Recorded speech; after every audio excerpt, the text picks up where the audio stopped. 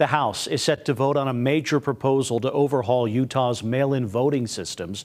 House Bill 300 would require mailed ballots to be returned in person by default. The bill's sponsor says it's meant to address concerns over election security and issues at the post office, like what we saw in last year's Republican primary. Over 1,000 ballots in southern Utah went uncounted after the Postal Service routed the mail through Las Vegas, causing them to miss the postmark deadline. But the Iron County clerk doesn't seem to be on board with the bill. I watch my colleagues and, we're getting pushed pretty hard. And that might be what we end up having to do, is just give out legislators' phone numbers when we have to try and explain a difficult law to voters. Because at the end of the day, we're the ones taking the phone calls for a law that frustrates or confuses voters. The bill is currently on the House's calendar for a vote, likely later this week. It's expected to pass, but it's unclear how likely the governor and the Senate are to be on board. We'll keep you posted.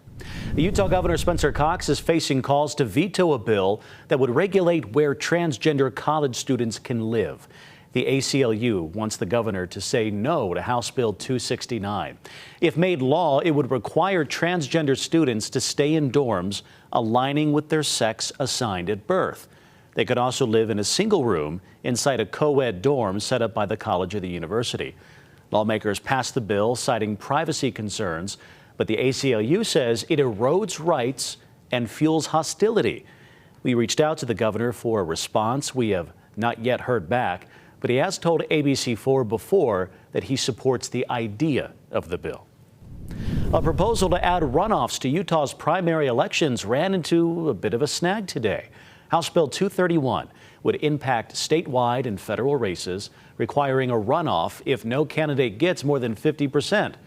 Currently, a candidate can win those primaries with the plurality. It passed through committee comfortably about a week and a half ago. Today, though, the bill's sponsor circled it pending a new draft to make some technical changes to it. And we'll keep our eyes on that bill and many others over the next month. You can stick with ABC4 for continuing coverage of all the developments on Capitol Hill this legislative session.